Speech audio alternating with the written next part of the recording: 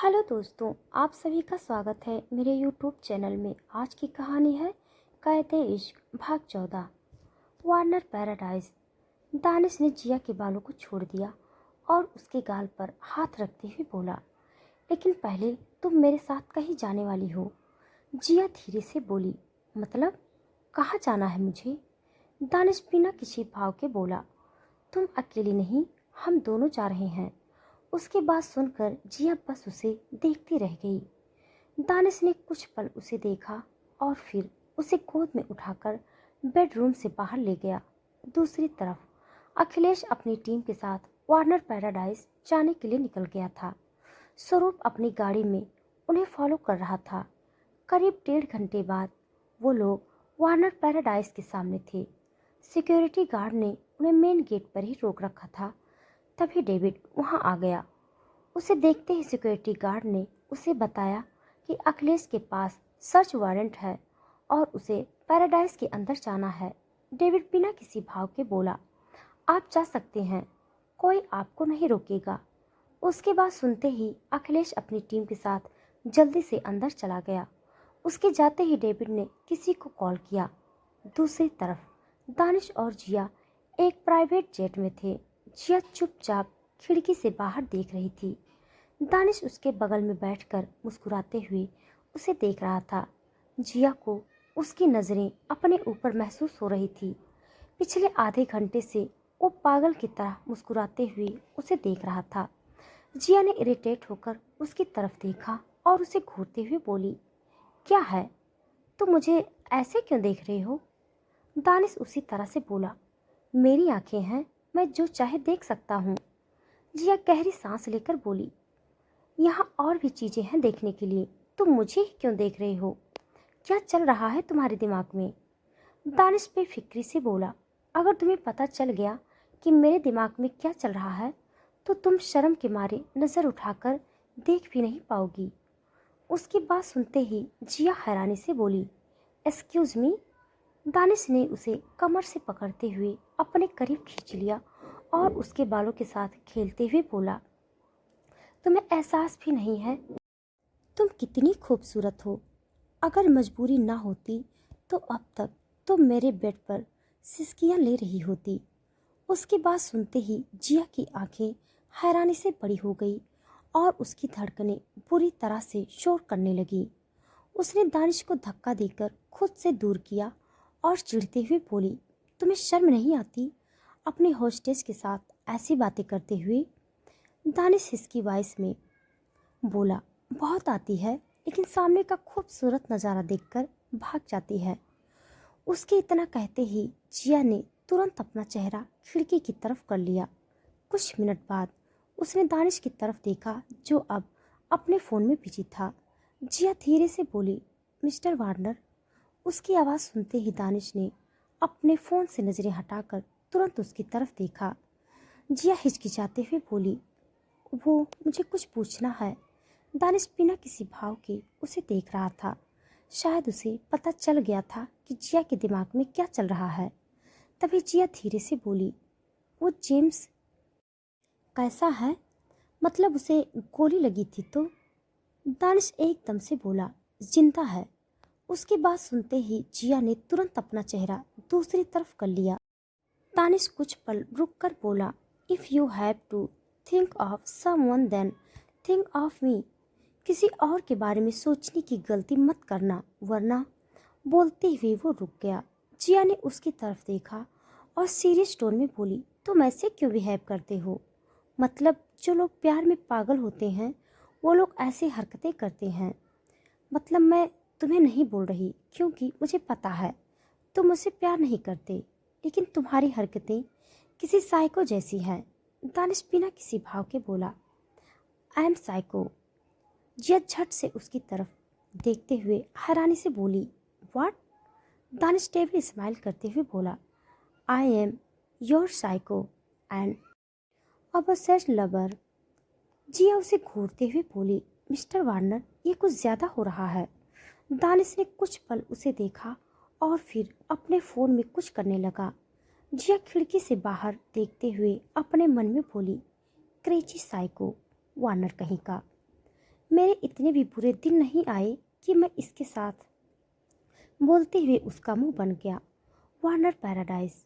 अखिलेश और उसकी टीम ने पूरा पैराडाइज अच्छे से चेक कर लिया था, लेकिन दानिश और जिया का कहीं नामो निशान नहीं था। अखिलेश फ्रस्ट्रेशन से स्वरूप की तरफ देखते हुए बोला, उस लड़की ने कहा था जिया यही है, तो वो मिल क्यों नहीं रही? स्वरूप उसकी तरफ देखते हुए बोला, लगता है उसे पहले ही पता चल गया कि हम यहाँ आने वाले हैं। अखिलेश बिना कुछ बोले बाहर की तरफ निकल गया। तभी उसके फ़ोन पर एक नोटिफिकेशन आया। उसने जल्दी से अपना फ़ोन चेक किया। उसके फ़ोन में एक अनजान नंबर से मैसेज आया हुआ था, ऑफिसर, जब तक मैं नहीं चाहूँगा तू अपनी बेटी से मिलना तो दूर उसकी शक्ल भी नहीं देख पाएगा। मैसेज पढ़ते ही अखिलेश गुस्से से अपनी गाड़ी की तरफ निकल गया। कुछ मिनट बाद स्वरूप उसके सामने आकर खड़ा हो गया। अखिलेश उसे देखते हुए बोला, हमने देर कर दी। हमारे यहाँ आने से कुछ वक्त पहले ही वो जिया को यहाँ से ले गया। स्वरूप सीरियस टोन में बोला, प्लान बी शुरू करना होगा डैड। उसकी बात सुनते ही अखिलेश चुपचाप उसे देखने लगा। Warner palace. यूके पैलेस में अलग ही माहौल बना हुआ था। सारा के सामने घर के सभी सर्वेंट्स खड़े थे और वो उन सबको कुछ बता रही थी।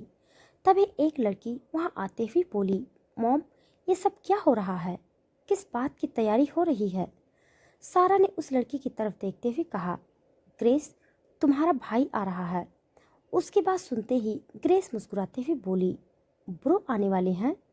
मतलब सच में वो आ रहे हैं? सारा मुस्कुराते हुए बोली, यस बेबी। तुम जैक को कॉल करो और बताओ कि दानिश आ रहा है। ग्रेस जल्दी से बोली, ओके मॉम। और वो तुरंत वहाँ से निकल गई। रात का वक्त। कारों का काफिला एक बड़े से गेट के सामने आकर रुका। बाहर बड़े ही खूबसूरत अक्षरों में लिखा हुआ था, वार्नर पैलेस। बीच वाली कार में दानिश और जिया बैठे हुए थे। जिया हैरानी से सब देख रही थी।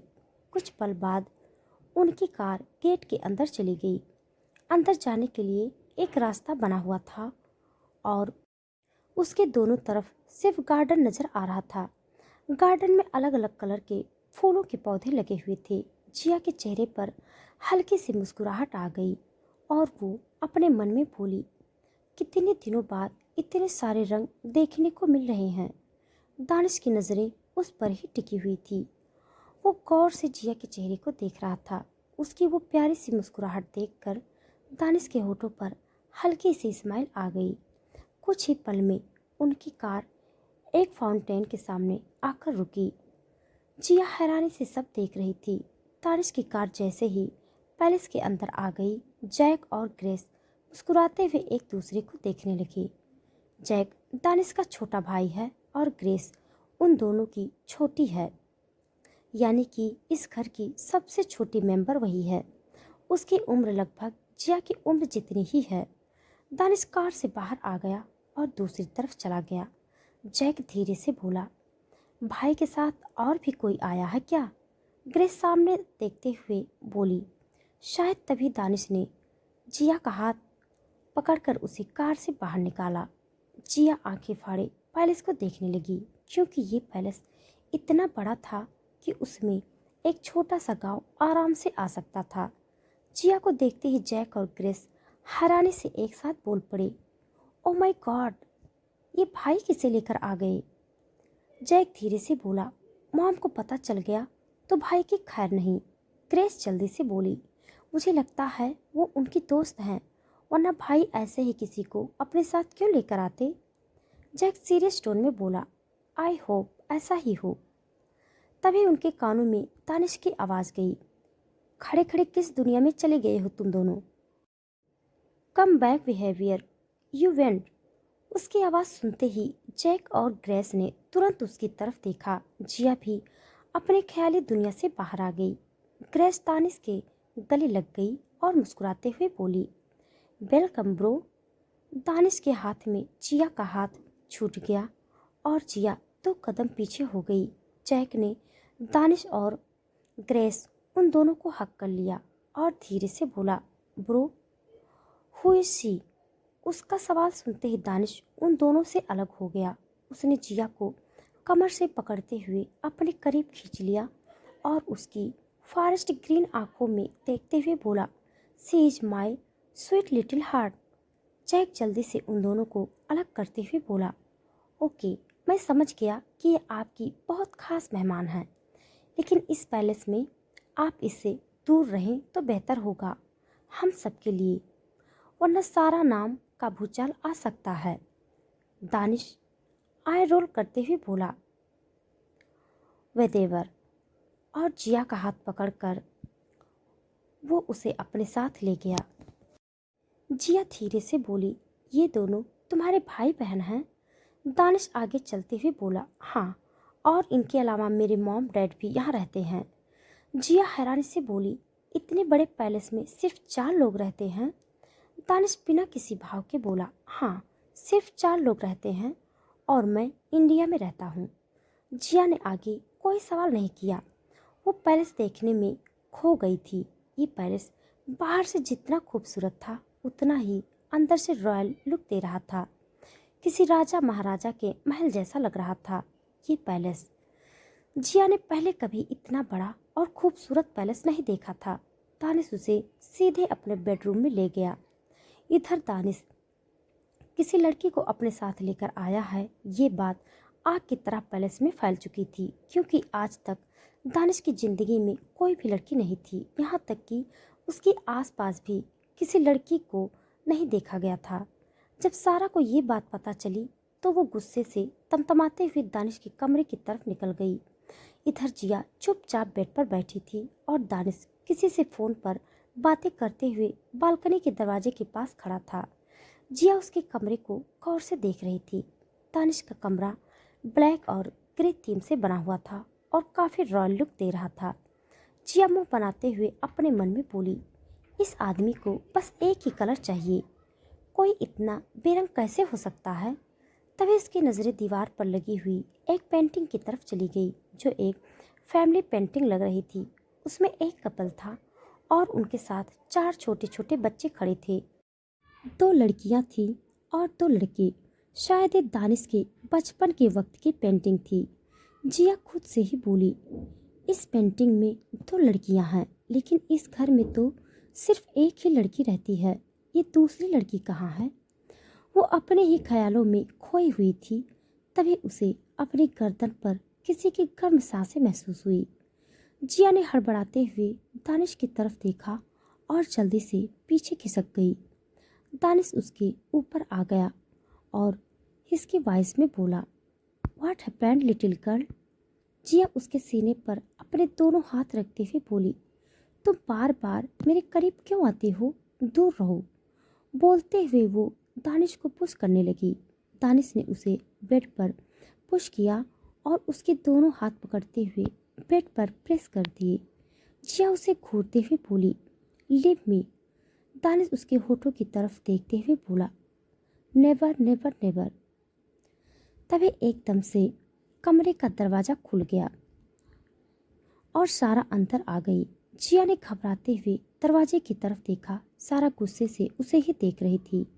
जिया को अंदाजा हो गया था कि दरवाजे पर खड़ी औरत दानिश की माँ हो सकती थी, क्योंकि उन दोनों के चेहरे काफ़ी हद तक एक जैसे ही थे और दानिश की स्टील ब्लू आंखें उसे अपनी माँ से ही मिली थी। जिया ने धीरे से अपनी नज़रें घुमाते हुए दानिश की तरफ देखा, जो अभी भी उसके होठों को देख रहा था।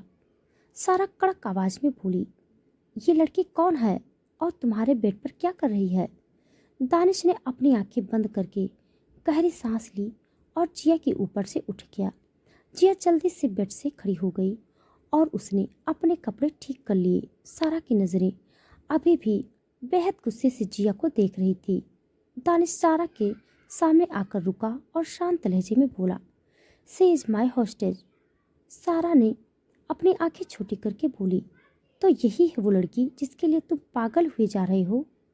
इसके बाप ने केस छोड़ दिया है, फिर भी ये तुम्हारे साथ क्यों है? दानिश ने एक नज़र जिया को देखा और फिर सारा की तरफ देखते हुए बोला, मेरी मर्जी, मैं इसे अपने साथ रखूं या फिर छोड़ दूं? सारा गुस्से से बोली, अगर तुम इसे रखना चाहते हो तो रखो, लेकिन इस कमरे में नहीं रहेगी। ये कमरा दानिश बीच में उसकी बात काटते हुए बोला, शी इज माइन और वो इसी कमरे में रहेगी। उसकी बात सुनकर जिया की धड़कनें पूरी तरह से शोर करने लगी।